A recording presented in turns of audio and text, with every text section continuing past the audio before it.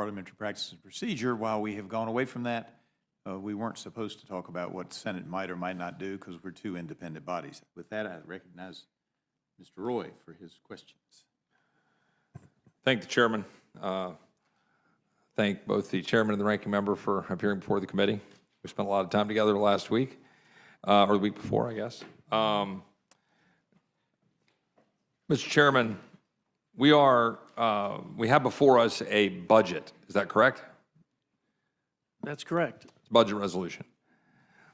We have no specific policies or programs that are directly laid out in said budget as it relates to where any spending or tax policy or anything else should be directed, right? That's accurate. There are instructions to committees. Is that right? That's right. There are instructions committees to meet the goals of the budget. Is that right? Correct. I'll ask the chairman a question carefully and state it in the form of what I believe. He can agree or disagree with it. That it would be ideal if we were balancing our budget. We are not. That we currently are spending roughly $7 trillion a year in our total spend. That's correct. That is up from $4.5 trillion a year in 2019 pre-COVID. Is that correct? That's correct. So we are up $2.5 trillion in just over 5 years. Is that correct? 52% since COVID. That is driven in significant part by inflation, by policies that have been adopted and that have driven inflation over that time. True? That's true. Also driven in significant part by policies pursued by the previous administration and to some degree Congress. True? Including $2 trillion in executive orders by President Biden. Which have both an inflationary impact as well as a budgetary impact, correct? That's correct. In addition, the Inflation Reduction Act, so-called subsidies, which I believe, and correct me if I'm wrong, 90% of said subsidies go to billion-dollar corporations. That's correct. That those subsidies have both an inflationary impact and a budgetary impact, correct? That's correct. And we are dealing with the impact of both the budgetary impact and inflationary impact, correct? That's correct. So what the American people want us to do and what we're trying to do with the budget is try to close that gap and figure out how we can get that back down in terms of constraining the size, scope, and government programs, which is both causing the inflation that is then causing the spending, and the spending is causing the inflation, and it's a vicious circle. Is that a fair statement? That's a fair statement. Well put. And that I assume the chairman would agree with me that we could reduce spending and that we should seek as a goal to try to get back to the pre-COVID trajectory of spending. Is that correct? That would be a reasonable goal. Yeah, we could do better, but that would be at least a modest goal to try to get back to that. And I used the word trajectory. I didn't say we'd go back to exactly that specific level. So for example, our friend from Wisconsin, Senator Johnson, has said, and I'm not going to comment on what the Senate will do or not do, but just on what the senator has spoken about, that the senator has pointed out that if you adjusted that 2019 level of spending for Medicare, Social Security, interest payments with increase of interest, and adjusted it for inflation along those lines, that we should be at $6 trillion. Is that roughly correct to your understanding? That's my understanding. Which would be $1 trillion less than the $7 trillion we're currently spending. That's correct. Okay. I'm going to say this sheepishly. Does the budget that we adopted last week come close to addressing even that $1 trillion shortfall in the single year? In the grand scheme of things, it's a meaningful step in the direction we must go and the continuous effort to rein in unnecessary and wasteful spending. But relative to the $7 trillion budget and the $1 trillion in additional spend post-COVID, we're talking about 150 to 200 billion a year. And does the budget that was adopted make certain assumptions? It does, correct? That's correct. Are the assumptions that the budget makes, we build into it spending reductions and instructions to reduce spending of what you just described of 150 to 200 billion dollars a year annually to total 1.5 to 2 trillion over 10 years? Is that one of our assumptions? That's correct. That's an instruction. That's an instruction. And then an assumption is that we are assuming 2.5%, roughly 2.55% economic growth. That's correct. Which Now- was the growth rate the last year of President Trump with unilateral Republican leadership, Republican policies in place, and it's well below the average of the recent and long-term history of our country and our economy.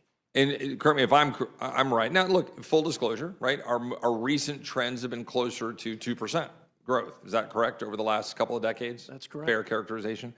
CBO currently has baked into the baseline an estimate of 1.8% growth. That's correct. We have had history in the United States over the last, I think, roughly century, give or take, historic growth, and CBO would confirm this, of 3.2% growth. Is that correct? That's correct. Over the history of what we've been Some cataloging. decades we had 4%. Correct. Some have been higher. We had the U.S. economy grew, to the best of my knowledge, 3.6% in 21 to 24, 2.7%, 22 to 24, 2.8% in 24, 3.1% since World War II. We grew by more than 3% in the 70s, 80s, and 90s, by more than 4% in the 60s and 50s. And so our budget assumes 2.55% economic growth. Is that correct? That's correct. Does the chairman agree that that is well within historical norms and averages? I think it's conservative. And so I would ask, in fairness to With the ranking, respect to historical average, I think Sure. it's conservative. I'd like to ask on this point, in fairness to the ranking member with whom we've got a great relationship on the committee, Yes. would the ranking member agree that while it is admittedly higher than what CBO is projecting in its budget, right, that it is well within historic norms if you look at the broad base of American history and a number of the times in which we've achieved economic growth over the last decade even, that we've surpassed 2.5% growth? Well, first, Mr. Roy, thank you very much for pointing out just how much this economy grew under President Biden. I appreciate you pointing that out. Second, you went through the last 3 years, starting with 2021. Part of what enabled tremendous growth initially, especially in the employment sector, was the fact we declined dramatically in 2020. So I think we have to actually take the full 4 years into account going back to 2020. I do believe the Committee for Responsible Federal Budget, as well as others, have said a projected growth rate each and every year for the next 10 years of 2.8% is unrealistic. Finally, we did achieve tremendous growth year over year in the 1950s and the post-World War II years. Assuming that we can do that again, and I hope we can, but I'm not sure where the justification lies for that. Well, would the gentleman agree, though, it wasn't just and I'm trying to level set the history of it, not get into like a sparring debate over it, but that it wasn't just the post-World War II timeframe, right? I mean, we had 4%. 1950s, 1960s, yeah, part of 4% in growing. the 60s and 50s, 3% in the 70s, 80s, and 90s. We've had significant times over 2.5%, even in the last 2 decades when it's been lower. Chairman, you have something you want to add to that? Well, I just for perspective, first of all, you had a 2.7 if you control for the year of COVID, growth rate for President Biden. You had a 2.8 average for pre-COVID for President Trump. But let's be clear, the CBO's projections are based on current law. Right. That is, the current laws as advanced primarily over the last 4 years by Democrats. Current laws and policies that pay people not to work, current laws and policies that have increased our tax liability, current laws and policies that have heaped $2 trillion, and that's conservative, of cost in regulations in all 4 corners of this economy, and the current law that portends this 1.8% growth rate, annual average, also does so with the expectation that the TCJA, or Tax Cuts and Jobs Act, would expire. So I don't doubt that we would have, I think it would be a stretch to get to 1.8% annual average. If you allow these tax cuts to expire, if you continue with this massive regulatory administrative state that has been created. So I think that's a conservative number. I think it would be much lower, but with the pro-growth policies, there is no doubt in my mind, recent history or recent past history or in the long run, We are extremely conservative. And stated differently, should we seek as our objective to have 1.8% economic growth? Absolutely not. Right. And so recognizing that reality and recognizing a century of 3.2% growth, certainly 3.1% growth since World War II, we're not assuming 3% growth. We're not even assuming the historic average, right? I mean, that one might argue, well, okay, well, that's pretty robust in your assumption. Like, we're assuming the sweet spot Yes. between where we've been in the doldrums of a highly regulated economy. That's right. And trying to free that economy up through deregulation, REINS Act, energy freedom, policies the president's trying to embark upon, as well as tax policy we're trying to make more permanent or certainly extended to try to create economic growth and to get us out of the doldrums of 1.8 to 2% growth. Is that a fair statement? That's a fair statement. And so so for the world to understand, I say this as a fiscal conservative, you have to make some assumptions.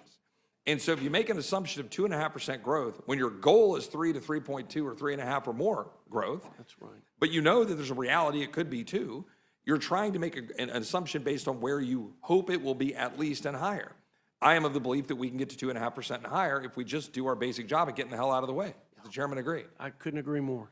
Okay. And fully expect us to exceed the 2.5% growth. On the issue overall on what we're talking about, because some people have raised concerns about draconian cuts. My understanding of the CBO baseline outlays over 25 to 2034, from 2025 to 2034, is that would total $85.7 trillion over 10 years. And that what the House instructions would produce is $84.071 trillion. So I just want to put in perspective for the world what we're talking about. We're talking about over 10 years, that level of shift. What we're talking about on an annual basis in a $7 trillion spend versus $4.5 trillion a mere 5 years ago, we're talking about trying to save a floor of $150 to $200 billion. That is 2 to 3% of the total spend. And I think the question here we have to ask ourselves is, are we incapable as Congress of coming up with 2 to 3% savings in the bloat of $7 trillion? Are we that incapable? Are we that incompetent as the 435 leaders in the House and the 100 senators of finding 2 to 3% of savings for a mere down payment of $150 to $200 billion on what we're dealing with a $7 trillion spend? Does the chairman think that that is a reasonable step for us to try to take? I think some would consider it underwhelming to merely reduce spending by $200 billion a year with the context of all that we're spending now, all the more we're spending post-COVID, and with an additional $21 trillion in CBO's current projections to be added to the debt, doubling the deficits, almost tripling interest expenses.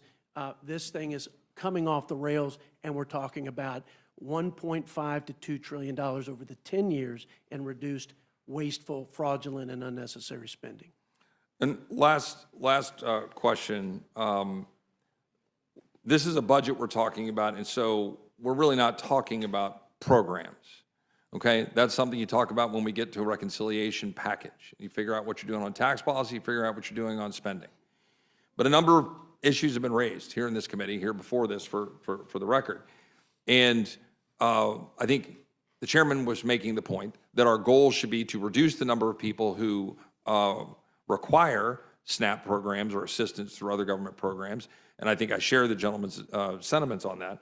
But would the gentleman also agree that the unilateral revaluation of the TFP, absent any cost constraints, and the unilateral action through thrifty SNAP was a significant effort by the Biden administration to transform policy in a way that is massively expensive relative to its benefit provided, and with respect to the SNAP programs? Does the gentleman agree? It was almost $300 billion increase with the stroke of a pen. I have data as a unilateral expansion of the SNAP program lowered labor force participation among working age SNAP recipients. Is that a good goal? That is not from a Republican source. If I Recall that's CBO's response Correct. to our question and concern about trapping people in dependence on government and outside of the marketplace where they can get on the payroll and have a better standard of living and quality of life for their families. So to be clear, it was the Congressional Budget Office that noted that the expansion, the unilateral executive branch Biden expansion of the SNAP program lowered, without congressional approval, lowered labor force participation among working age SNAP recipients. Making it lower post-Biden administration than it was prior to COVID. It never came back. Am I correct that SNAP spending has nearly doubled in the last 6 years as a result of the Biden expansion? And the improper payment rate or the amount has tripled over roughly that same period of time. Is there also significant concerns with SNAP in terms of its value with respect to nutrients and nutrition, and concerns about some of the things that it's actually subsidizing in terms of what might one call junk food colloquially? I don't think you can say in good faith that we are providing supplemental, quote, nutrition with the latitude to purchase some of the products that in fact probably make it more expensive to provide Medicaid for the various disease states. And it's true it causes. that SNAP as well as Medicaid are going to a significant number of people who are able-bodied and people that could otherwise work, and therefore the reforms that we could put in place would actually preserve the ability to ensure that people who are the most vulnerable and the people who are disabled and the people for whom these programs were originally designed and developed, that we could make reforms that would do that and save significant federal money.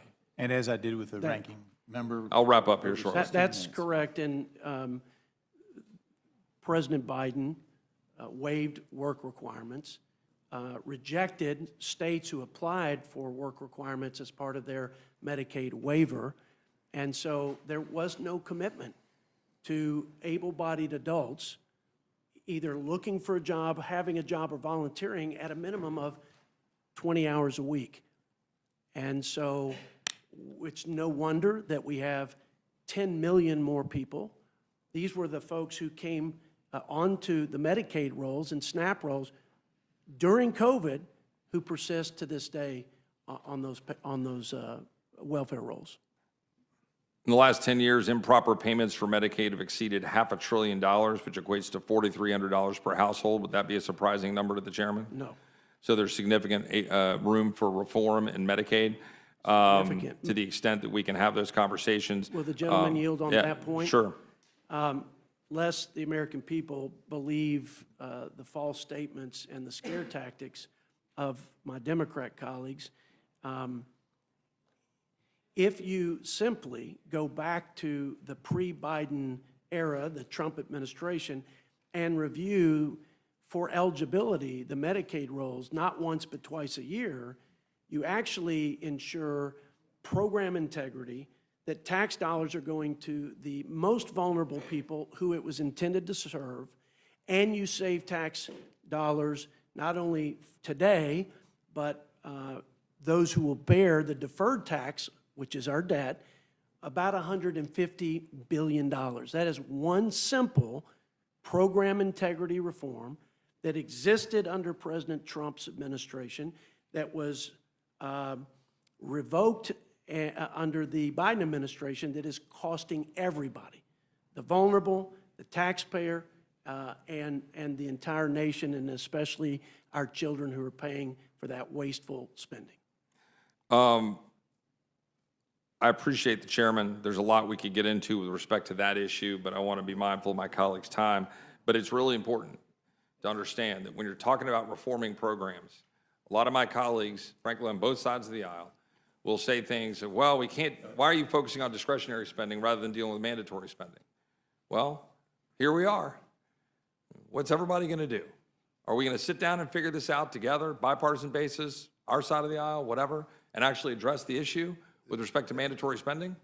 Or are we going to walk away from it and then just shrug our shoulders? And I have friends of mine that say, well, we don't have a revenue problem, we have a spending problem. Well, now's your time. Now's your time.